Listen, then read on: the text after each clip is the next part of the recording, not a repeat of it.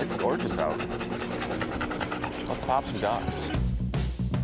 This is the Upduck Podcast, a blend of upland and waterfowl hunting.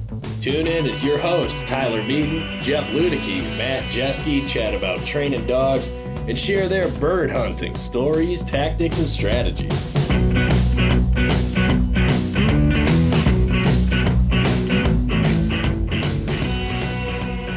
Talking politics? You're talking politics. Fair warning, we're talking politics today. For those of you that agree with us, welcome. For those of you that don't, get out. That's right. We're just right. We're just kidding. Yeah, take your 1-star reviews. Get them out of here. All right. Yeah, we don't want your 1-star reviews. Yeah. 5 stars. Let's go. 5-star only. 5-star review. That's it. Yeah. Anyway, welcome back, boys. What's happening? Well, we're all a little tired today. We are all a little quiet today. Yeah. I will say that. I'm nursing a cold again. So just about over it, I think. But we got water on the table tonight. Whoa. No beer. Whoa. Uh-huh. Just whoa. That's all I'm gonna Streak say. restarts. Yeah. The streak restarts. Yeah. I don't know how many we got up to. We were at like 60 some for a while there. Yeah. And then I broke it because I think I was sick. It's the sicknesses. Yeah. If I would just never get sick, we'd be rolling. What is this, episode 80? 79 or 80. 79 or 80? Okay. Yes. Yeah. Yeah. We've done a few. It would have been more impressive if I never repeated what beer I drank, though. That would be very impressive. Maybe we can start that at episode 100 and we'll just kick it back off. No repeats. No repeats. I like it. You're drinking water, Jeff. I've got some stress relieving tea, right? So I can fall asleep while we're having a podcast here As tonight. usual. Yep. Matt Jeske, what's on your desk? Water as always. Water as always. Okay. Yeah. All right. So you drink non-caffeinated tea, correct? Correct. Okay. Which would be what? Like black tea, green tea? I don't even know. I don't know. Black tea is super caffeinated, so definitely Okay. not. All right. Not that. No. Not Not a tea connoisseur. I'm not as fancy. No, as definitely you not. guys. Definitely not. Some I don't even know what it is. I don't even know the brand. I don't know. It's got like a bunch of.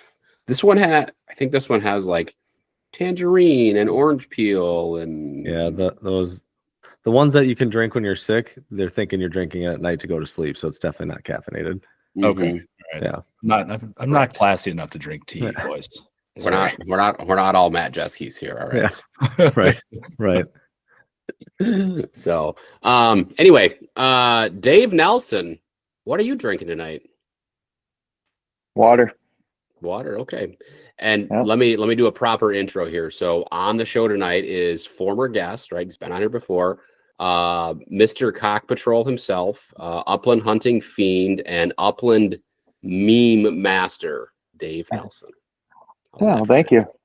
I like that. Yeah, That was a good That intro. was good. That was good. Yeah. Yeah. Saving up intros for a while. I know, right? We'll just do them for the guests. I'll just make Yeah. it for the guests. How's that sound? So That could be dangerous. I could really start off a podcast on an awkward note if you pick the wrong nickname. I know, right? Just for new people, like say something and they're just like, yeah, that sucked. No, you guys are I'm off. Yeah. We're done. Welcome back to the podcast, Dave. Thank you for having me. Yeah, absolutely. So the one thing I forgot to mention in the intro though was former competition caller turned upland fanatic. So former waterfowl competition caller turned upland fanatic. That's sort of a mouthful. There you go. Yes. And a man that I actually went hunting with. Yeah, that was a good hunt too. It was a great hunt. Yeah. So I'm full of random thoughts here because I can't stay on a straight line here. So the other interesting thing as I was thinking about this podcast is it's really interesting nowadays how you meet people online on social media and then you just go hunting with them because that's what we did. And then we shot a 3-man limit of pheasants in extremely crowded public land in an hour, which was awesome. Yeah.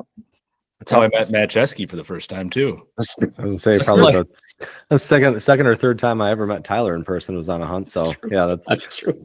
Yeah. Nothing like meeting people for the first time and you both have firearms. Yeah. Right. a lot of trust in the outdoor space. Yes. Yeah. And dogs. And Yeah, dogs. with your own dogs, true. Yeah. Yeah. It's wild. Yeah, hunting is a weird way of doing that to people. Like Mhm.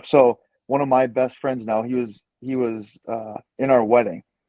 Met him 10 years ago at like an expo, was at Cabela's in, where was it? Springfield, Illinois, I think it was. And ran into him, met him there one time, liked the waterfowl hunt, came back. And then that fall, he reached out. He's like, "Man, you guys shoot a lot of geese." I was like, "Yeah, we shoot quite a few." Because do you ever shoot at, a lot of bands or callers or anything like that? I said, a couple. I said, "If you ever want to, come on up." Only met him one time. And the only thing we had in common was waterfowl hunting and hockey. He was a hockey fan. And I told my wife, and I was like, "Hey, my buddy John's going to come up this weekend." I told him he can just stay with us. She's like, "John?" She's like, "We've been together for 3 years. You don't have a buddy named John." I said, "Oh yeah, no, this is a guy I met. I've known him for a couple of months, but he good guy. He's going to come up and he's going to waterfowl hunt." He's gonna like, bring guns inside the house. Yeah. She goes, "You're nuts." And yeah, 10 years later, we're still best friends, and he was in our wedding. So it's weird how that stuff happens. Yeah, good though. That's cool. Yeah. Yeah, I would have never met you two characters. We would never had this podcast. I mean, if it wasn't for that mutual interest as well. That's right. True. So It's crazy. Full circle conversation here. Yep. Wow.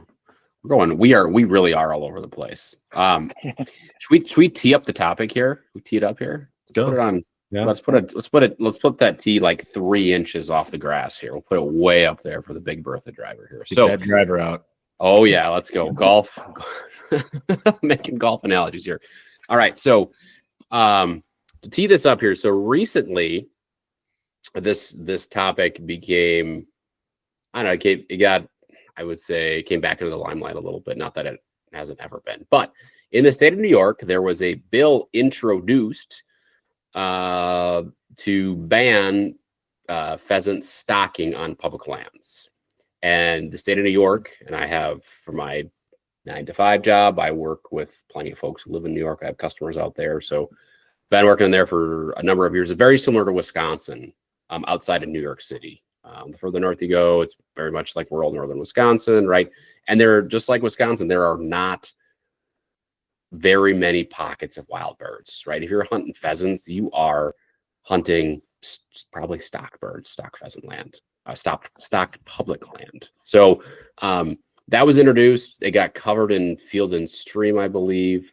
I haven't checked. I haven't really seen any updates on it. I need to follow up and get a little bit closer to it. But that's there. And so that's really the topic that we're going to talk about tonight is stocking pheasants on public land, right? And there's a couple different sides of the fence here. And Dave you have strong opinions on it, Dave? Oh, very strong. Yeah, very strong opinions. Okay, so the two sides are what? What are the two sides of the coin? And I never realized this was such a big deal until I made Cock Patrol and you start seeing comments. And I think the bigger issue is people don't understand the state stocking programs and that game farms are two different things. They mesh the two into one. So Sure. Ultimately what you get when you want, on this hand you have one and this hand on the other. With a lot of people, it sounds like it's stocking program in one hand or habitat in the other. And it's one or the other. And these guys argue that it should all go to habitat. Everything is habitat. And I'm not anti-habitat at all. It's just when you look at habitat, to me is like the cop out, really. It's become this real popular saying, whether it's other podcasts or YouTube, that it's just habitat, public land habitat. It's like, okay, well, that makes sense in places where you can do it. North Dakota, South Dakota, Iowa, Montana, of course.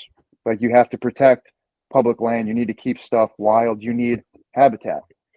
But when you look at states like Wisconsin, Pennsylvania, Ohio, New York, Massachusetts, Rhode Island, all states that have stocking programs, all states that I would say don't have a huntable wild pheasant population. You can find, like you said, pockets. You'll see it from guys in New York or Pennsylvania, Wisconsin. I know that there's before we did this, like before I had texted you that we need to have a conversation about this, a couple days earlier, I actually talked to what is her title? She's like the pheasant and turkey ecologist for Wisconsin.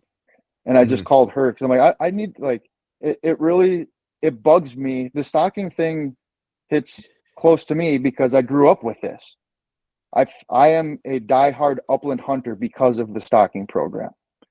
And there are people in Pennsylvania, all these other states, that are diehard upland hunters because of the stalking program. Now, we're lucky enough that for us, I'll say for me, pheasant hunting is Wisconsin, and we're close enough to where we can go to Iowa or South Dakota for a long weekend once or twice a year.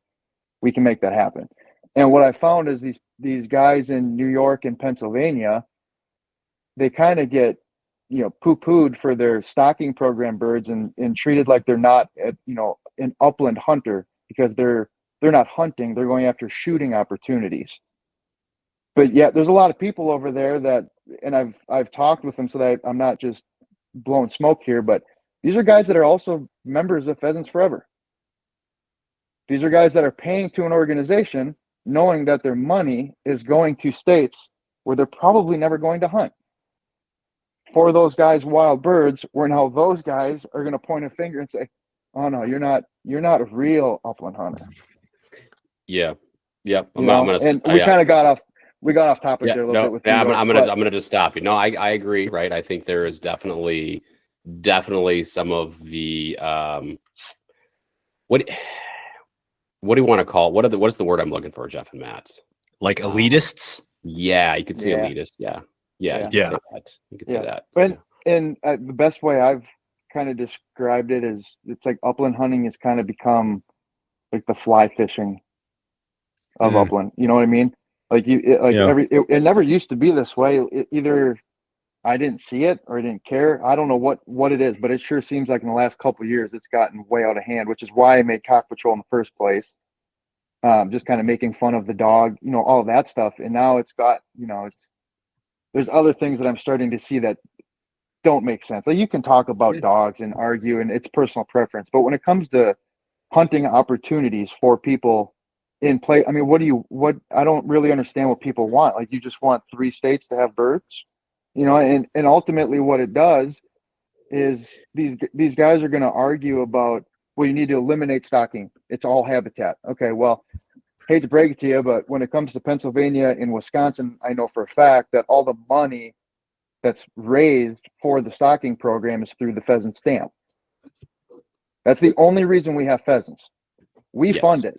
So, whoever pays for a pheasant stamp, you're funding the stalking program. So without that stamp, the only way that the pheasant stalking program is going to go away, which this is the plus side of this with everything going on in New York, is the only way that our program is going to be eliminated is if the funding is cut off.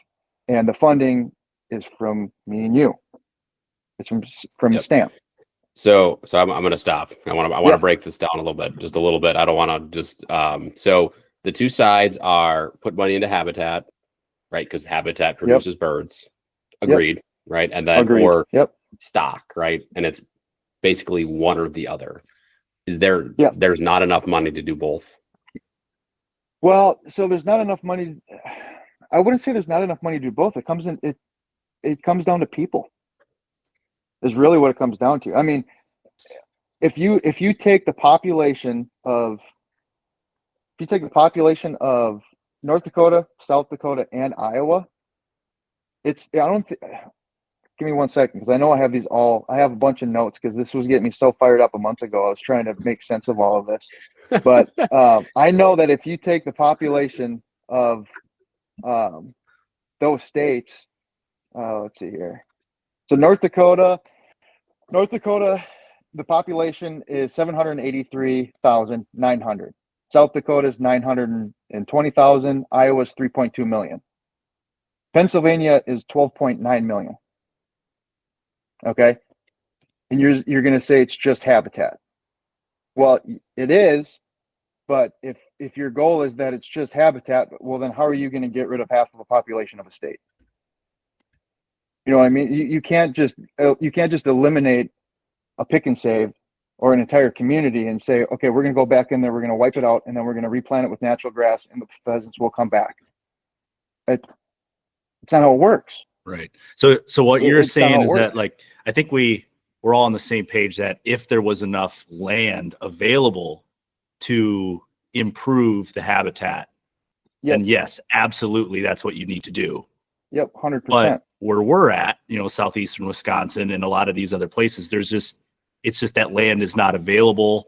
That land is way too valuable for the states to even be able to think about purchasing. Like, it's just not a feasible thing to think that there would be enough funding to increase the habitat here.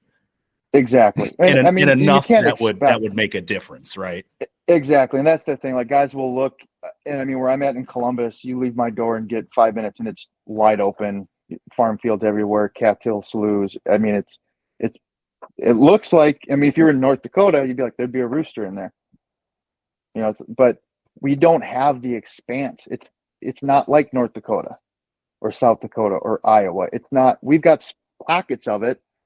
And then there's thousands of people and another small pocket. And to us, it's like we've got this expanse, but it's nothing compared to these places that actually can hold wild birds. And like you said, you can't expect, I keep using Wisconsin, but you can't expect Wisconsin to buy. I mean, this time and age, there's more farmers getting out of this game than there are getting into it. And most of them are handing the farms down to the younger generation. They don't want anything to do with it, so they sell it. That's why there's subdivisions popping up left and right. They're popping up all over the place. People don't want to farm. So there's plenty of land available. How are you going to afford it? Right. Especially around here. Especially around here. And $500,000 a year in a pheasant stamp isn't going to buy. I mean, I don't even know what it is an acre, but 100 acres, buying a 100-acre farm field and turning it into grass isn't bringing wild pheasants back. You need more than that. Yeah, and you kind of talk about that. I mean, a lot of that's like the CRP program, right? That's usually what's utilized to increase, pheasant habitat and upland bird habitat. And I just don't think, like, Wisconsin especially doesn't do a great job, like, incentivizing the farmers enough. Whereas like Iowa, I think they're probably the top 3 in terms of like the rental fees that they provide these farmers for. It's like a per acre fee that they get annually. I think Wisconsin, it's like a lot of it depends on the soil, how rich your soil is. But I think a lot of it's like $50 an acre, right? Sure. They can plant corn and beans and make more than that per acre, right? So why would they do it? So the habitat is just decreasing and decreasing and decreasing, right? I think Jeff, when we went to Iowa, was that a couple years ago, we had this conversation. I don't remember when we had this. We had this conversation this year actually about why maybe it was 2 years ago. I don't remember when it was, but why does Iowa do such a great job incentivizing? Wisconsin doesn't, and how what can we do differently as a state to incentivize more CRP, because that's just natural habitat for pheasants, right? I mean, that's the thing. Like, Matt, your home state, right? Like, driving out there, there's just, to your point, Dave, right? There's an expanse, like the CRP, the strips, they just keep running and they all connect, right? And the ditches aren't mowed, and then you have your ag fields, and it's food, it's cover, it's food, it's cover, it's food, it's cover. And you get to Wisconsin, you see like a nice little pocket of 40 acres, like, oh, that looks like great pheasant habitat, but then it's surrounded by, there isn't anything outside of that, right? Everything is clustered up there. So it's like, if there's a hard winter or something happens to that, like, birds are gone, even if they were there, right? They just disappear off the map. So, well, and ultimately too, like, think of like that stuff we hunted the last week of season there. We went back, or I guess that wasn't last week, whenever that was, December. Scotty and I went back down there for the last weekend, and we went down farther south where there's a lot of VPA land. And you would think you were in Iowa or South Dakota. I mean, it's land open to the public to hunt, private land. It's nothing but farm fields with drainage ditches down the middle with waist-high grass on the sides of it. There's no wild pheasants. You know, there's still not enough. That's Yes. and again, it's habitat. It's like, yes, it is, but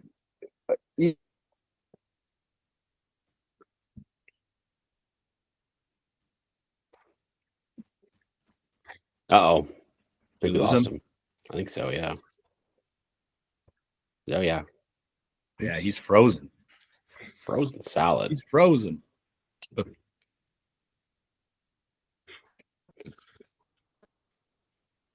He'll be back. You have to do some editing. Ah, it's not great. What time are we at here? I got to figure out how far There in he this is. Oh, now I see two of me. Oh, there he goes. Yeah. 25 minutes in? 20 minutes in? What do we think? 20 minutes? Is it 20 there we minutes? go.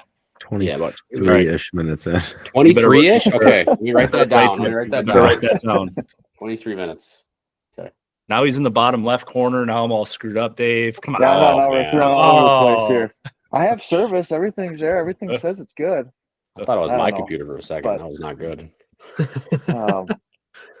But yeah, I mean, you can get all the CRP you want, but where are they going to come from? They're not going to fly from central Iowa, right? I mean, where are they going to come from? These guys just think you're just going to put CRP and the pheasants are just going to show up. Well, no, they're not. You're still going to have to implement some sort of stocking. And I do know, like, the birds that Wisconsin plants, I'm sure it's cheaper. I don't know the exact reason why, but it is a different strain of pheasant. It's not the same pheasant that's in Iowa, North Dakota, South Dakota. It's not a wild bird. So they know that bird more than likely isn't going to make it a year. You know, that's why you hear all the guys, well, they don't live 72 hours. Okay, well, I see them in the spring.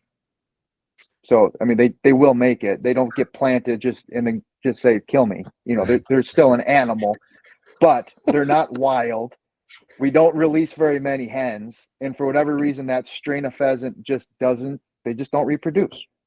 Now, there is a strain that does, and they could get. And I just putting two to two together. I'm guessing the reason they don't do that is, one, because we don't have the habitat, because there's too many people and too many people hunting them.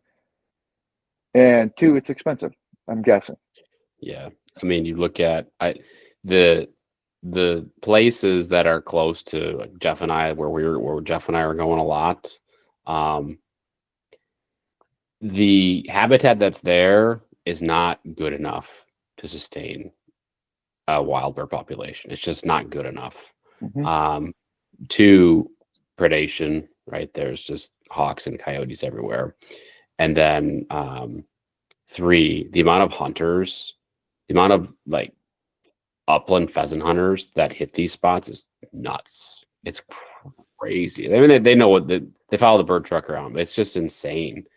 Yeah. You cannot go even during the middle of the week. I cannot go on a random Tuesday or Wednesday morning and not run into guys out there. Oh, look how many people were out that weekend we went. Oh, I know there were 20 trucks in the parking lot. And that's no exaggeration. Yes, that's not an and exaggeration. Yeah. We were thinking of, I mean, I told you, like, we usually start early. Two reasons. One, birds are still in roost, so they're usually holding tight. Two, most people don't go out until 9, 10 o'clock anyway. So we were there at shooting light, and the lot was full. Yes. Yes. And it was crazy. Single digits. It was single cold. digits. yeah, but none of those other guys, those other groups had 7 dogs though. So No. that's right. No, 6 dogs, whatever That's it right. was. all labs So, too. All labs. Would have been 7 if Jeff would have showed up. I don't know if Josie would have been able to handle that with all them labs running around. She would have been all sorts of confused. She would have loved it. Oh yeah. Yeah. But no, like, to your point, I mean, I think a lot of people don't understand. Like I said, the guys that preach this habitat, you see some of them in Wisconsin. There's a couple guys in Michigan that preach it. And then it's people that live in states that have wild birds. And they're going to preach and point the finger. But it's like, you don't hunt here. Why do you care? Number one. And number two, you have no idea how many people pheasant hunt. And if you take Wisconsin, like, people that don't live here, don't hunt here, just thinking Wisconsin, okay, it's a pretty decent sized state. You got 55,000 pheasant hunters. There's double that in the Dakotas. Okay, well, the state of Wisconsin, as far as the stocking goes, is the southeast corner. Mm-hmm. It's a corner. If you take the state and put it into fourths, it's that bottom right corner is where 95% of the pheasant hunting gets done. Okay, well, it's where you got, I would even cut it into Appleton, Fond du Lac, Milwaukee, Madison. Okay, well, those are 4 very big cities. Huge. Not to mention you get down into where we were hunting and down by Richard Bong Recreation Area. You got how many people coming from Illinois? Mm-hmm. That should say it right there. People are coming from Illinois to spend money to pheasant hunt here. Right. They wouldn't be coming here without it.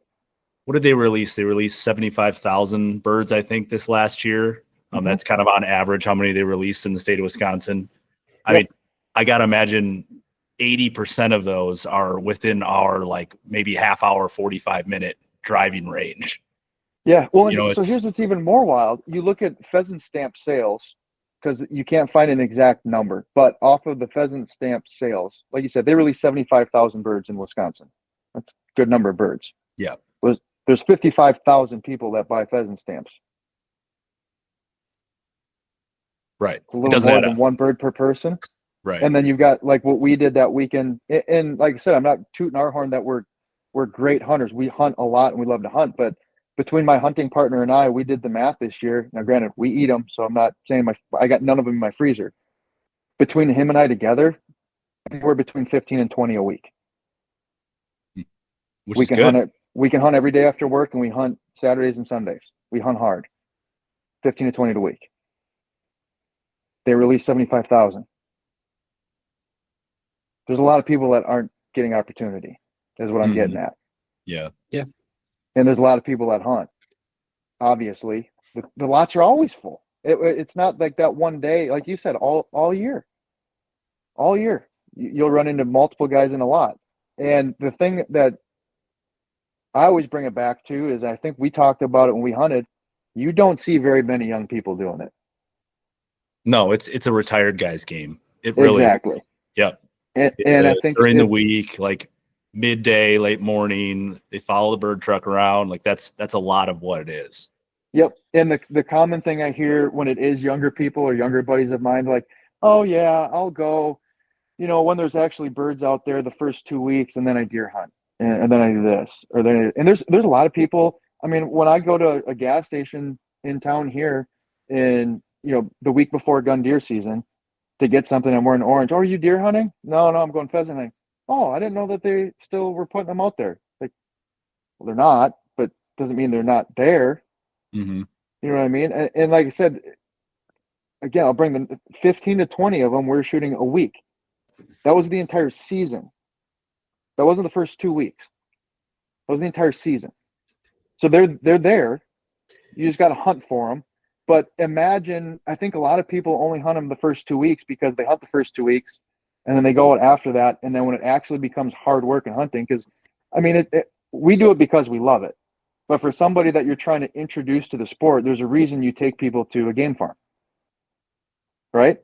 Mm-hmm. Well, not everyone can afford a game farm. Not nowadays. It's Not expensive. nowadays. No. It is crazy expensive. So if a guy is trying to take his son and daughter out there to get him into the sport, and he's doing it at a time where there's not a lot of people, because first 2 weeks got a lot of people, he wants to do it in November, and they're going to walk 8-10 hours to kick up one rooster. I think those kids are going to like pheasant hunting. Right. Probably not. Right. They have to taste that success. Exactly. And I'm not saying it needs to be easy, but the hard part is, I brought it up to the pheasant ecologist, because the one thing I did this year is when I would meet somebody new or talk to somebody in a parking lot, and when we were down in that southern stuff, a lot of people were from Illinois, I would ask them, we would have a conversation about this. And it's like, well, if you look at Pennsylvania, they charge almost $30 a pheasant stamp. They're releasing twice as many pheasants as us.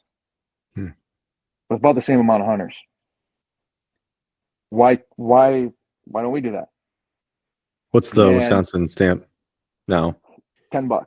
I was gonna say It's been $10 for it's 20 cheap. years forever. Yeah. And they're Yeah, trying to okay. change it. From what she told me, they're trying to change that. The problem is it becomes a legislator thing. right. Once a number is set, they don't want to change it. Yeah. So they're fighting that.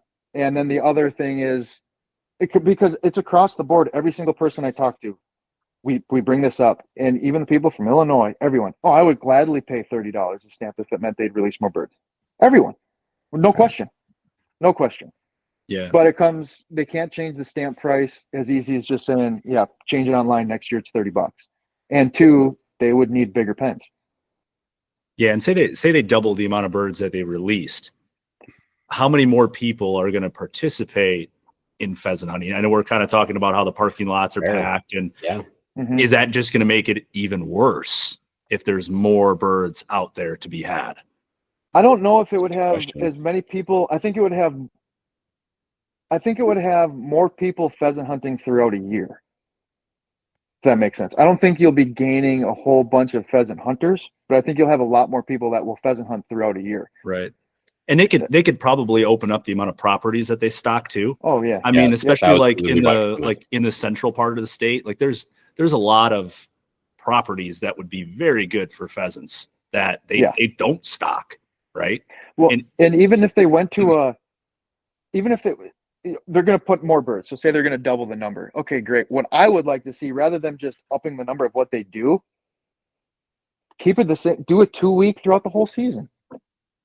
Right. Twice a week, rather than twice a week the first 2 weeks, and then once for 2 weeks to gun deer, and then a 1 weekend free for all around the holiday weekend, which, if you ask me, I think is a crock of BS, because they release these birds for a holiday hunt so that kids from college can come back and hunt them, but they release them on a Monday or Tuesday. Right. And then the retired guys go shoot them, and the number they release is low. Well, they're all getting shot. So now the college kids have to go out on a weekend where there's no birds. Right. Now, I've griped about that on this podcast before too. That holiday hunt, I think, we've is hit just that before. Oh, I get fired up about that freaking holiday hunt. Yeah, because they cater. We say it's a retired man's game, and there's not a lot of young, young middle age, whatever you want to call it, guys in their 30s and 40s, even, doing that because they cater so much to it. Like by releasing in the middle of the week, you're incentivizing these guys to do it more and more and more. If they did it more during the weekends, maybe these guys wouldn't want to be battling guys like us that have 9 to 5s and can't be working on the weekdays. Like, it just would change the game so much. It would. And I get, like, nobody wants to work on a weekend. Like nobody does. So I get that. It's like, well, then do it Fridays, maybe make it. I don't know. We can say what we want till we're blue in the face. Doesn't mean, they know what they're doing. They know what's best. And it's, we can sit here and give our input, but it's like, I've told everyone I would be totally fine if they went to a 2 p.m. closure on every property. Yeah. Yeah. They get a 2 p.m. close. Does that ruin some of my opportunity? Afterwards. Yep. Yeah. Does it ruin some of my opportunity? Absolutely. Like, I'm fortunate that I can go after work for 45 minutes. I could go and I could maybe kick up a bird. Right. I would rather sacrifice that so that people can have the opportunity and make it to where guys can't chase the truck. Yeah, you're still going to know. Oh yeah, they stocked here tonight. Okay, well yeah, but tomorrow's that's a new ball game. Hunting a bird that just flew out of a truck and landed, and hunting one that's been on the ground for 12, 14, 16 hours is completely different. Right. I think that's been my biggest issue with the whole thing, is that there's no reason why they need to be stocking during legal shooting light, or even just prior to it when the parking lot has 10 trucks sitting in it, and the truck will still stop there and release birds. Yep. They shouldn't be doing that. If they pull up to a lot that's full of trucks, well, maybe you go to the next one and don't release there. Like, it could be done so much differently. And, I've talked to that ecologist before too, and said, it just seems like these guys know exactly where these trucks are going and where these birds are released. And she says that they don't, but they do. There's got to be a big group text out there somewhere. There's a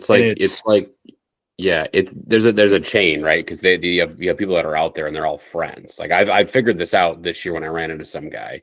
Yeah, you get a guy that lives across the street and he texts all his buddies. Guess what just showed up? He only has to text 1 or 2 people. That person texts 1 or 2 people, and it's just like, what's that game called when you play with kids? Telephone. Telephone. Yeah, it's like telephone. Yeah, it's like telephone, and it just literally keeps on, going. Sorry, Jeff, I interrupted you, but and then you have 100 people out there. Well, to take it even farther, I ran into a guy one time. He puts trail cameras on the closest tree by the gate going into the public, a cell cam, to see when the truck pulls in. to see when the frickin' truck pulls in. It's All right, and it's, I mean, whatever. I mean, if that's how you want to hunt 'em, dedication. I'll tell you that it's much. dedication. And there's a lot of people that know when the trucks are going. Like you said, everyone's got the buddy on their phone where they call, and then usually when it's on Tuesdays, it's on Tuesdays. Mm-hmm. It's every Tuesday. I mean, we can sit here and talk about it, but again, it's those people's job. Yes. Their job is to go release pheasants. Yes. So for us to say, well, they should go down farther. They should work, 2 hours longer and make a loop. And it's like, well, they have families. They've got shit they got to do. It's a job. It's their job. So they just go, they dump them. This is where they're supposed to go. Get there, dump them. There's 10 trucks there. Oh, well, and I get that. I get that side of it too. But yeah, I mean, for the amount of people that chase the truck and do stuff to the gates to see when they came in and all that kind of stuff, I still kill plenty of them. Mm-hmm. You know what I mean? I mean, you don't have to chase the truck. And if for older guys or guys that don't want to walk that much, fine. Personally, I don't care. As long as you're not shooting them out of the dang thing, I don't care. I've pulled up to places, literally got out of the truck, got 10 steps in the field, and the truck pulled up. Not knowing, no idea. Just happened to be dumb luck. One time I hunted. The other time I was like, I got my truck, went to a different spot, made note of it, came back the next day. Mm-hmm. Right? So I don't get enjoyment out of the chasing the truck. I mean, it's cool even when I've showed up to place, you pull into the lot and you see 3 of them standing on the trail. Right when you pull in. It's like, this is going to be fun, but we're probably going to be done in 10 minutes. Because the truck must have just come through. You must be a good shot, Dave. I've done that before, not actually harvested birds. So To get a single one. You fire them 3 shots at bang, bang, bang. Oh, And yeah, I know. Reloading. I know. I'm reloading. The other birds get up and fly away. So yeah. So actually, I want to go back though. So the Mm-hmm. comment about upland hunting or pheasant hunting in Wisconsin is an old man's sport. Mm-hmm. Matt, you're more in touch with the state of Iowa since you live there. Is there a younger demographic there? I have very limited knowledge of hunting in Iowa because it's basically the groups that I've seen. Like some of it's been Jeff with when we went out there, right, with some of your buddies and the friends and stuff. There are some younger guys that do go out and hunt. Oh yeah. Are there more younger guys hunting in Iowa from your experience, Matt? Pheasant hunting specifically? Yes. I don't go enough to probably make a claim on that, especially where I'm at. I don't go enough. I mean, there's not enough properties for me even to try that often to have a good estimate. I mean, everyone I've seen probably mid-age, maybe a little bit older than me. Occasionally with their kid, it's probably 50-50. Okay. Nothing too old because nobody's chasing a truck. And if they know that they're not going to be too successful, they're not going to go hunting because there's just not that many opportunities here. Yeah. But okay. Yeah, and I think that naturally you're going to have a little bit older of a demographic when it comes to pheasants because you so heavily rely on a dog for pheasant hunting. Whereas dog ownership, there's a level of maturity that you have to have and a level of financial, comfort that you have to own a dog. So like with duck hunting, you're not going to get a lot of these high school kids going out pheasant hunting unless their parents have a dog who they trust to handle and things like that. So I think naturally you'll have that, but I don't know. Well, either that or it's just, again, opportunity and lack of interest. Cause I mean, it's different for me because I grew up with it, but I mean, the second I got my driver's license, I mean, we had a family dog. I'd just take it. Sure. Well, yeah, you had the dog you could take. Yeah. If you've got younger guys, then it's, like they don't own a dog, they can't have a dog. That's one thing. But then why aren't you seeing younger guys with, guys in their 50s or 60s with kids that can hunt? I don't see them. Sure. Yeah, I guess I'm thinking more more what like I'm getting at. Like a public waterfowl spot, like a walk-in waterfowl spot. You get so many high school kids in there, that are just walking in with their sleds. You're not really going to have that in the pheasant community as much, but Yeah, I mean, I chased my dad around since I was 12 years old in the pheasant field. Like that didn't stop me, you know. Yep. But Yep. It's interesting. Yeah, It's a good I don't know conversation. how you change that. I don't know what you do to grow. The only way to grow upland hunting is to have opportunity. That's all I've ever said. So that's why this really bothers me when these people want to say, well, you need to eliminate the stalking program. It's all about habitat. Well, the only way you're getting money for your habitat is to have people pheasant hunting. It's the only way you're going to get it. You need people that care about it, because I mean, even if it came down to me, if they cut the pheasant stocking in Wisconsin, if they said we're done with it, no more, I guess I'd pick up deer hunting. yeah, Because as much as I love to pheasant hunt, I freaking love it. If my only opportunity to pheasant hunt was to drive 7 hours to North Dakota, I got better shit to do. You know what I mean? I'm not training my dog all year for 5 days. right. You know what I mean? So you want to Dave, eliminate I these gotta stop you opportunities. there. I gotta stop you. I don't know if I can call you a true dog guy if you're not willing to train your dog all year for a 5-day hunt. I mean, No, not for 5 days. No, not for 5 days. I would deer hunt I think what you're or talking about, right? waterfowl hunt. Yeah, the whole like stocking program, like habitat, it's sort of like a chicken and egg thing, right? I mean, Yeah. it's a chicken and egg thing. Which one comes first? And again, I'm not against. I'm all for habitat. Like I Yes. said, I love the Dakotas. I love Iowa. I love those places. I love going there to chase wild birds.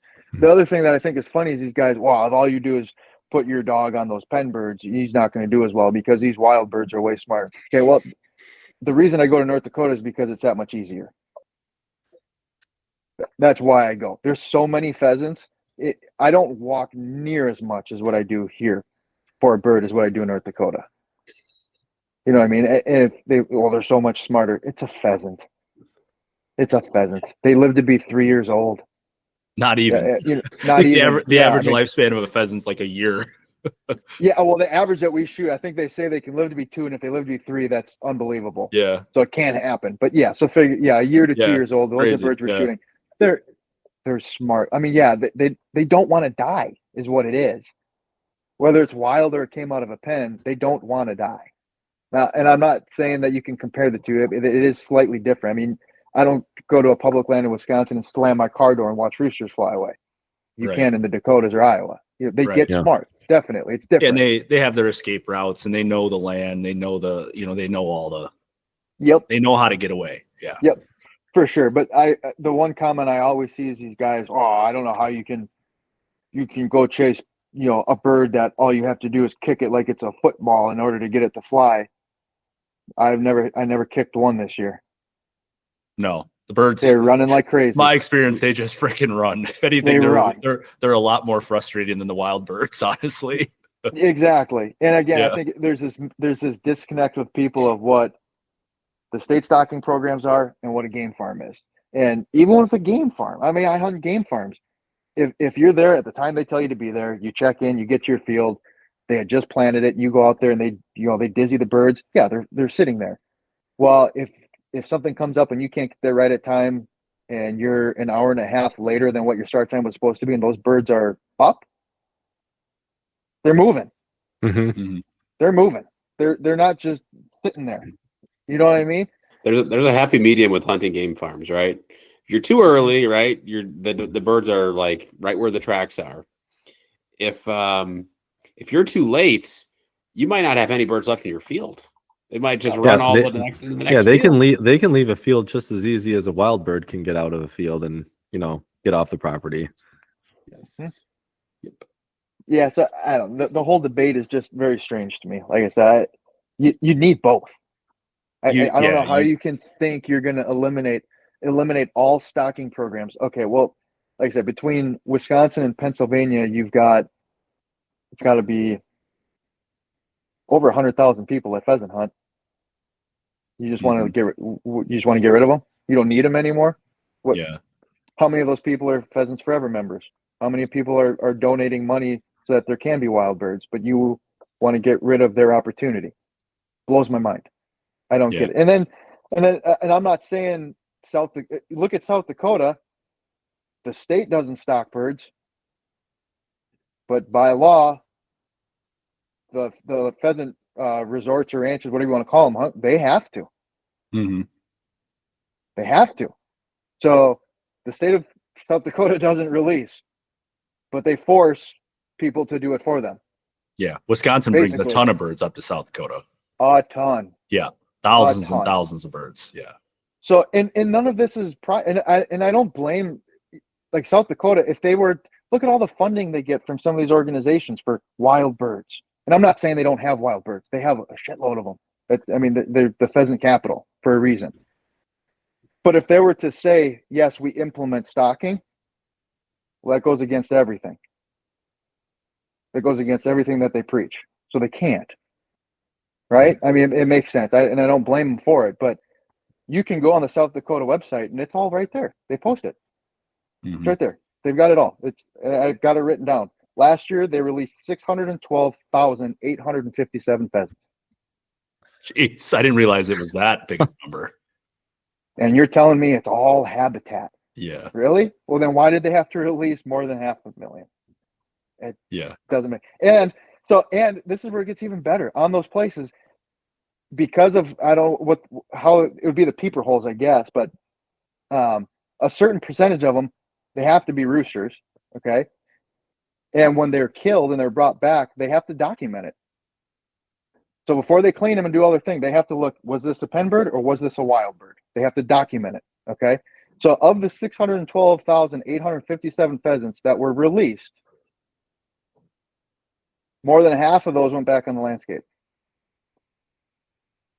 Okay. So there's 258,000 pheasants that weren't accounted for. Yeah. And how many of those do you think survive? Well, that's their thing. So even if you cut that in half, you got 125,000. Right. Now, do those birds reproduce? Well, probably not. Maybe, but probably not. But they only live to be 2 years old. Who cares? Mm-hmm. Right? Who cares? I mean, there's plenty of land around those clubs that people hunt. Right. You know, and what's to say a bird doesn't fly 3 miles, 5 miles? Yeah. Right. Yeah. It's such an interesting argument. Like I kind of get, I mean, I get both sides of it. Like you said, you need both, right? But to think that like the stocking program would contribute to a wild population, like say if we kept do you think the stocking program here in Wisconsin could potentially contribute to increasing a wild population here? Like say we doubled it.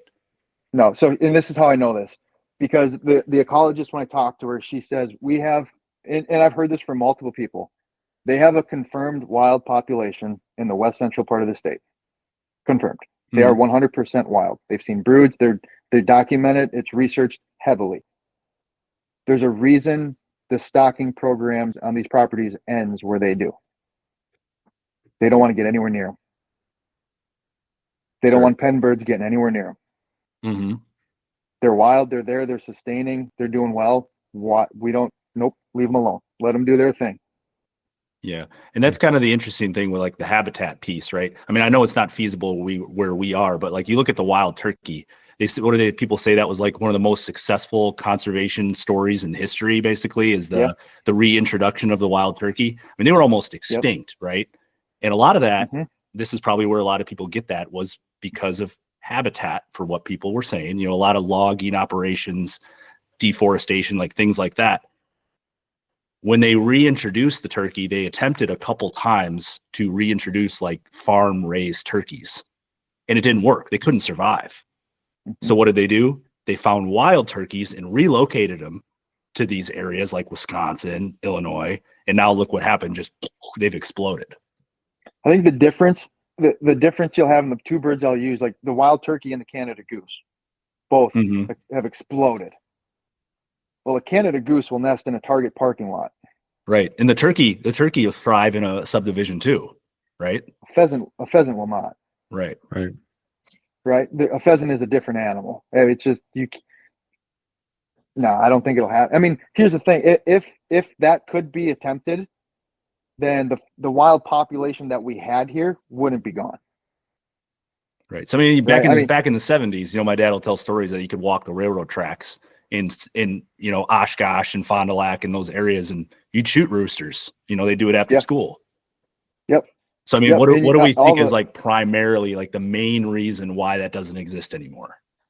Habitat loss. Yeah, but 100%. yeah, those Right. railroad tracks in Oshkosh probably aren't just empty next to them anymore. Exactly. Yeah. Exactly. Yep. It's all gravel and there's industrial parks all over the place, and that's just the way it is. Yeah. Yep. Yeah. That's exactly But it. that's the thing, is we can't reverse that, right? So to say that No. it's habitat, like we can't change that. You're not going to knock these buildings down and put CRP fields up. It's just not going to happen. No. Right. No, So it's gone. to eliminate the stocking program, to put the funding towards habitat would just be a complete, it'd be foolish, because there'd be not a whole lot of place for it to go, really, right? Well, and at that rate, like I said, the funding wouldn't be there. Right, They make because it $500,000 comes from the right hunters. now. Yeah. They make $500,000 to raise pheasants. Well, if they decided, hey, we're not going to raise pheasants anymore, the pens they're done, but we still want you guys to pay $10 for a stamp because we're hoping we can have wild ones. Who's going to pay for that? Right. If they can't hunt them, they're not going to pay for it. That's You're exactly it. Yeah. And some people will, but not Not vast, 100%. the vast majority won't. Yeah. I still would. Yeah, but I mean- that doesn't really mean anything. I mean, No, you'd lose a lot of people because of Yes. opportunity. I mean, look what happened with the sharp tails. There were in the prairie chickens. There's still little pockets of them. I think, was it 4 years ago or 5 years ago, you could still apply to get a permit to hunt one, and you Be can't like anymore. Northwest side, probably, right? Northwest Yeah. corner. Yep. Yeah. Yep. And that finally went out, and there's still some birds there, and they're trying to bring them back. There aren't enough people donating money to that. And it would be the same thing with pheasants. I mean, if you don't have the opportunity for people to actually be able to chase them and hunt them, there are going to be your diehards that are going to put money into it, of course, but there won't be enough money. And what I always say, it's funny, again, these guys in these states with wild birds poke all this fun in, oh, you're not a bird hunter, how can you hunt a pen bird, how can you stock bird? Okay, well, let's eliminate the stocking programs, and then those guys that are diehards are going to come to your state, and then you're going to be bitching because there's so much pressure on your wild birds. It's a good way to Right? look at it too. Right. Yeah. Ultimately, I mean, when you look at it, it's like you got all these guys that are hunting stock states that are paying to organizations to keep wild birds. Well, maybe the guys with wild birds should start funding some of the state organizations that there can be more state stock birds, so that everything's distributed. There's not so much pressure in one area. It'll never happen, but it'd be nice to think. It's nice to talk about. Yeah, it is. Yeah. I think the article from Field and Stream about bringing us back to the beginning, right? New York, New York, right? New York used the Pittman-Robertson Act to help fund their stocking program. They stock a lot less birds than Wisconsin does. Wisconsin stocks a lot less than Pennsylvania does. This is all just like quick Google research here. It's like 30,000 versus 75,000 versus 120,000. Yep. It's really interesting to think about, right? And I think the big thing for me with the stocking program, or getting rid of the stocking program, and this is my take on it, and then I'll ask Jeff and Matt, you guys can give a final take too if you'd like. But eliminating opportunities for hunters is something that I'm vehemently against, right? I want to have more opportunities for hunters, and so eliminating the stocking program just eliminates so many opportunities for hunters. That immediately turns me off on that. And I want to find a way to invest in habitat, because that is the ultimate for pheasants and any wild game, right? And some species are more sensitive to habitat loss than others. Others, like you just talked about, right? The Canada goose, the turkey, even the white-tailed deer, right? There's all this habitat loss, and white-tailed deer are still everywhere. Oh, golf courses, backyards. They're right. As soon as I put bird seed in my bird feeder outside my daughter's window, the 10-pack will be back again this year, right? The middle of winter. So they're everywhere. So that's how I look at it. That's the lens that I'm viewing it through, based on what I think is important for hunting in the hunting community and the upland hunting community. But I don't know. People can disagree with me. That's okay too. Well, and we keep talking about Wisconsin, Pennsylvania, New York, but like I wrote them all down here and confirmed. here's a list of states that have pheasant stocking: Pennsylvania, Wisconsin, New Jersey, Montana, Maine, New York, Washington, Michigan, Connecticut, Ohio, Idaho, New Hampshire, Rhode Island, Indiana. Interesting. I knew New Jersey because I actually met one of my colleagues. Would never have guessed this guy is an actual pheasant hunter. He's in New Jersey though, and he was talking about it just last week. And I told him, don't buy a lab from the breeder he's looking at. Who's the breeder? Who's the breeder? I don't know. Don't say it. I don't remember the name of it, but yeah. Yeah. Anyway, No, there's a ton of people that upland hunt over there, and to Didn't get know rid of that. opportunity, like you said, and I didn't either until I started Cock Patrol. And one of the guys that is always liking and commenting on stuff there regularly, he's from Pennsylvania, and he kind of gave me his backstory. He grew up just big game hunting, didn't do much bird hunting at all, went one time with a group of buddies, fell in love with it. It caused him to completely stop big game hunting. He went and he bought a dog, spent all the time training a dog, got into bird hunting, hunt stock birds. Mm-hmm. It's amazing. But people want to point fingers. Right? Or he posts something and I share it and someone's got a comment. Well, that guy's not a real hunter, he hunts stock birds. What? Why? We're all on the same team. Mm-hmm. On the same team. So Jeff, Matt, final thoughts, opinions. Go ahead, Matt. You've been pretty quiet through all this. Well, no, it's just that I'm on the other side of the river with He is also not in a state with opportunities wild by birds. me. Yeah, I still got to drive 3 hours to have a real good shot at any wild birds. So here, like for you, then what would you rather have, that and hope that maybe a wild bird comes back, or the state saying, hey, we're going to stock birds here for you? Oh, I'd love if they stock the properties by me regularly, right? You'd pay $10 pay $30 for a license. I don't think a lot more people would necessarily take it up, but I'd probably be more successful on the public land properties we have here. Yeah, but and there isn't anybody in these places that wouldn't. All these states, Right. And that's the thing. These comments that I get on a bunch of my stuff. Oh my gosh, I wish, Nebraska would stock. I wish Oklahoma would stock them. I wish my area would stock them. There are more people that wish it was being done. And again, it's funded by you. Right. The state doesn't lose money on it. Yeah, but it does go the other way. Like you were talking about only the $10 pheasant stamp. I don't know how many of the 55,000 are only pheasant hunters, but you're losing their small game license. And then all that money that goes back towards the state, every year if that were to disappear. So, you think of Bong and your other big public land spots in that quarter of the state, they're getting less and less money if that disappears, not just from the stamp, but they're not buying a license anymore. Why would they? Yep. Right. The $20 small game license, Matt, is that what you're talking about? Mm-hmm. Yep, because you got to buy that to buy your pheasant stamp in Wisconsin. Right. Mm-hmm. Yep. So it's more than just the $10 that, would disappear. It's true. Yeah. I didn't And then you're talking about, less habitat and all the stuff, full circle, right? It's not just the $10. Mm-hmm. Yep. Okay.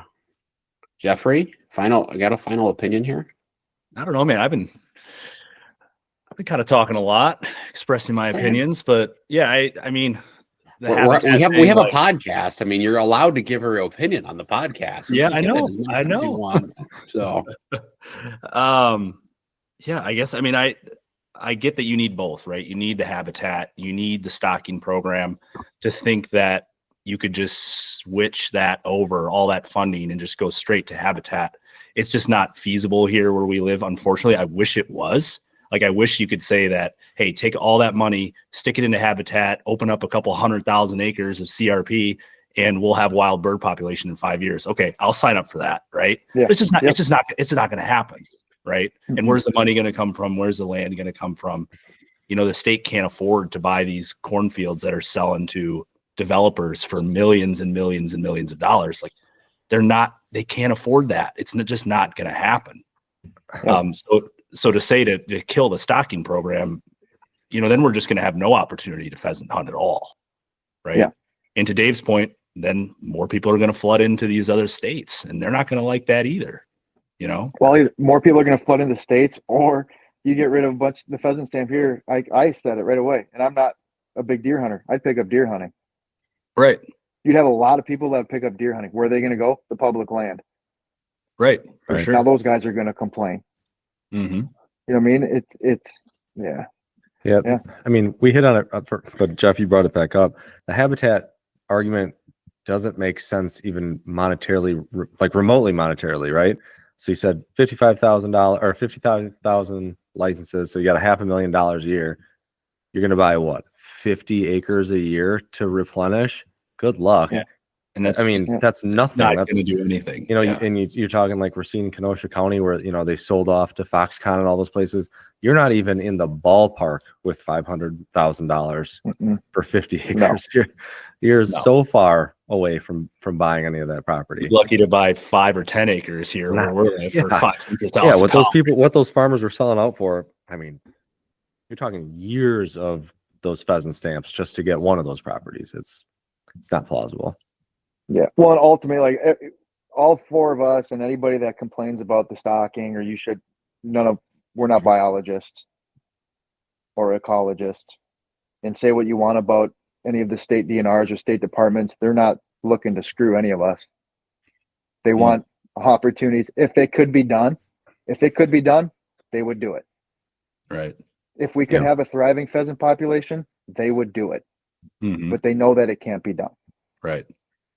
You know, and then the whole big piece about, you know, calling people here that hunt pen birds, you know, not hunters, like it's so far from the truth. I mean, like you said, Dave, you can go to North Dakota and it's easier for you to find success in North Dakota. It's easier for you to find success in Iowa, you know, especially late season. You know, obviously if you pull in and the truck's been there over the last 24 hours, it's going to be pretty damn easy, but that's usually not the case, especially like for what we like to do.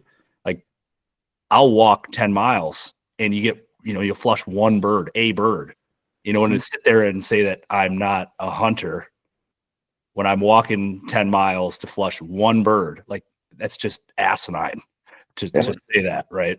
I would argue you're a purist, Jeff. I mean, you're willing to put in that kind of work for one bird. It's insane. Well, and to go out, you know, when they haven't stocked for over a month and still go out every weekend and try to chase down, you know, that one bird that's surviving out there. Like we're hunters for sure. Yep. Everybody is. Yep. Well, that's my goal, or my hunting partner. That's our goal after that holiday stocking, one bird, and we'll go dark to dark.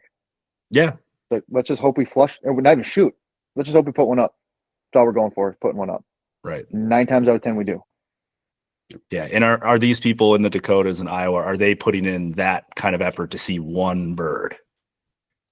I know of one guy only because he sent me a picture and said, you know, we had a tough weekend in South Dakota, walked 8 hours, only put one up. Okay. Well, it happens. You know, it happens. Yeah. Right. And it's still hunting. You know, it's still hunting. Yeah. Whether you go to Iowa, South Dakota, North Dakota, you still hunting. They're just not. Yeah. Not any less of a hunter, regardless if you're hunting wild or pen birds or game farm birds. Like you're still hunting, right? Yep. Exactly. Somebody write that down. I want to clip that and put that on social media too. Let's stir some controversy here. Yeah. So I think so I'm not trying to stir controversy here. I think I'm gonna bring this sort of back around here. I think, right, we've talked a lot about pheasant stocking, how all of us appear to be pro pheasant stocking programs, right? We've also talked a lot about habitat, right? And how and the money piece of it. And no matter, the more we talk about it, I hope as you're listening to this, you realize there's so many layers to this. It is not black and white. It is 50 Shades of Gray, not to make reference to that terrible book, but it really is, right? Everything, there's so many layers to this and it's so interconnected. You can't have wild pheasants without habitat, but you can't get wild pheasants without actually putting birds there, right? You got to have the money for it. How do you get the money for it? You have to have license sales, right? And these license sales, right, it's not just the pheasant stamp, it's also the small game stamp, right? And it's, you take that away, then there's less funding for other stuff. And it's just this program there's so many layers to this. It's just, it's not as black and white as we like to try to make it out to be as human beings. Well, and ultimately you look at the pheasant, it was brought here. True. Yes. It was brought here for sport. Did you really have to bring up the elephant in the room here? The fact that this is not a native species here, not native to North the America. biggest thing. Yeah. They're all stock birds, right? That's At right. some point. Yeah. It's a money bird. It's a money bird. It always has been. That's what I would say. It's you know, a guy will go back how many generations of bloodline for his dog, but they won't do it for the bird. Yeah. Oh yeah. I have so many stories we'll talk about offline for as far as like wild pockets of birds, like what I experienced growing up and stuff. Too. So we can talk about that offline. Any other final thoughts, comments, Dave, Jeff, Matt, as we start to wind this baby down here? No, Awesome. not that I can think of. Okay. All right. We got any bullets in the chamber, boys? I got a couple. You got a couple of what are we calling this segment now? Oh, Is it Sky Blast or is it passing shots? What is it? yeah, Maxwell said we had to be a little bit more PC with it and call it pass shooting instead of sky blasting. Pass shooting? Yeah. Called pass shooting. We don't want to offend anybody here, call it sky blasting. He was one of our guys down in Oklahoma, Dave. So Okay. Pass yeah, shooting. really good guy. Lives a very interesting life. I Very bet. interesting life. Yeah. I got a couple pass shots Pass that I'd like shots. to take. Okay, go for it. Matt, do you have any? You always start. I don't have any. Okay, Nope. all right, Dave. I got just two for you. Mhm. Fried cheese curds or squeaky cheese curds? Squeaky. Yeah, you like the fresh stuff. Oh yeah. Okay. All right. My last one. Favorite Cock Patrol reel that you've posted since we last talked? Something where you posted it and you just watched it and just kept laughing. Couldn't stop laughing. Since the last time we talked. Bring up the phone right now. I'm gonna have to because there's so many that I make that I kind of sit there and go, I probably shouldn't post that one yet. I do that a lot. My favorite all time is still that. I think what is it? That Star Trek one is still my favorite. It's like, I didn't do effing shit. Yeah. It's still my all time favorite from your page. Oh man. I'm gonna give you two. Okay. I like the Shane Gillis one with the hawk. I knew that one was gonna be. Oh yeah, that was. I knew good. that was gonna be good. Yeah. And then just because of the topic of today, I like the one with Jurassic Park. With I can't. I always just call him Newman from Seinfeld, but oh, Yeah. okay. and Is that the guy? no. Oh, okay. It's the one where they're sitting at the table, and then it's got a picture of the guy's head, and it's blacked out, and it says "Wild Birds Only Guy" because the guys always beat their chest that they only kill wild birds. And then it's the part in Jurassic Park where he says his name, and he goes, "We got him over here. See, nobody cares." I did see that one. Yeah. Yeah, that was good. Yeah, I like that one Yeah, nice. because nobody cares. Yep. Well Nice. done. All right. I've got a couple for you here. I just rip these off here real quick. So Jeff inspired me with the food related question here. French fries or tater tots? Tater tots. Ooh. Okay. Yeah. Okay. That took away my follow-up question. Next one here is favorite flavor of Dunker Donuts from Quick Trip. Oh, original. Just the glazer. Yeah. You like the glazers. What about so the Dunkers are the blueberry, the cream, the those? chocolate? Yeah. If I went with, Those are like the crawlers, kind of, right? Yeah. Yeah. I'd probably have to go blueberry. My man. Oh, I like the cream. The cream ones are good. Cream Dream, is that what they call them, right? Cream Dream? I never eat those ones. I eat chocolate and blueberry. Blueberry is my jam. Yep. Blueberry is my jam. And then last one here is when are we going pheasant hunting again, Dave? Whenever you want. Okay. When? Game okay, farm here, season. let's October. So next year, this fall here, let me phrase it this way.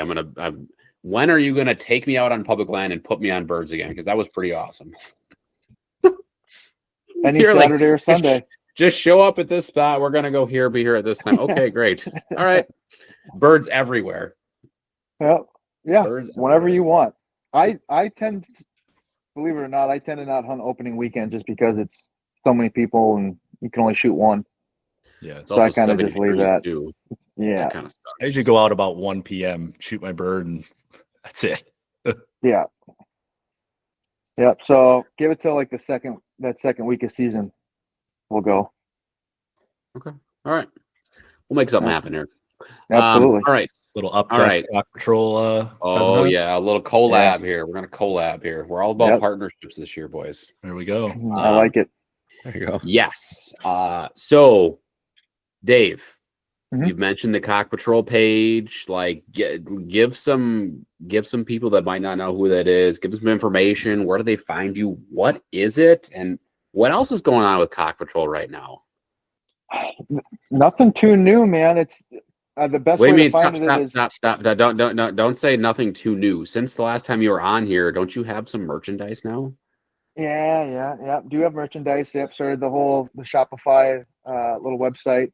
So yeah, we have clothing. We got hats, t-shirts, sweatshirts, all sorts of funny. I try to think of a different little phrase. Like the most popular now, or popular one now, on the front, it just says "Your dog sucks," and it's got the Cock Patrol logo on the back. And I've got another one just for the topic. It's a picture of a rooster on the back, like a mug shot, like a jail. Yes, that's And my then- favorite. Yeah, the front says the birds I hunt did time in the pen. Like, Oh, nice. Well, I like the wanted poster. That was, I think we were going back and forth about that one Yeah. a little bit on So social that's media. the one. That's on the back of that sweatshirt. Nice. So the back Yeah, of it says, yeah. that one's good. So I try to think of cute little sayings and phrases. Wanted All right. by Cock Patrol. Yes. Mhm. Yes. Yep. So okay. How do people get to your website? What is it called? Are they gonna like accidentally type a wrong letter and Yeah, end up where they I would shouldn't? say go to Instagram. That's your best bet. Go to Instagram, and I've got the link on there. It's just a Shopify. It's cockpatrol.myshopify. But again, if you just go to Cock Patrol on Instagram, the link is right there. And what were the Shopify people thinking when you opened that page? When they I read don't- that, yeah, cockpatrol.shopify. yeah. How I did that don't not know. get flagged by AI? You would think that would have got flagged. Like we got to shut this guy down quick. Well, I think the thing that might have helped me is that when I made the email for it, I thought about this. I thought rather than just Cock Patrol, because if this ever got professional enough to where I actually had to use the email, I thought I'm going to call it Cock Patrol Upland. Okay, So there you go. Upland is at least in there. Yeah. Nice. Very nice. Excellent. All right. Go check that. Go check out Cock Patrol Instagram page. Check out some of the new merch Dave has. It is funny. Like, it's hilarious. It makes me laugh all the time. Dave makes me laugh all the time. Dave, thank you for hopping on here. We appreciate Anytime. your time. Listeners, thank you for tuning in, as always. If you've made it this far and you have not left us a review yet, I'm going to be pissed. All right. Okay. If you've listened to this podcast and you are an hour and almost 20 minutes in and you haven't left a review, what are you doing? What are you doing He's right pissed. now? Just pissed at you. Yeah, just I don't pissed. want Just- him to be pissed at you. No, just pause the phone, right? Go to Apple or Spotify. Just hit a review, okay? Give us some feedback. If you're too shy to do that publicly, you can just send us a message on social media as well. We'd love to hear your feedback. Love to hear from you. We love connecting with folks in the community.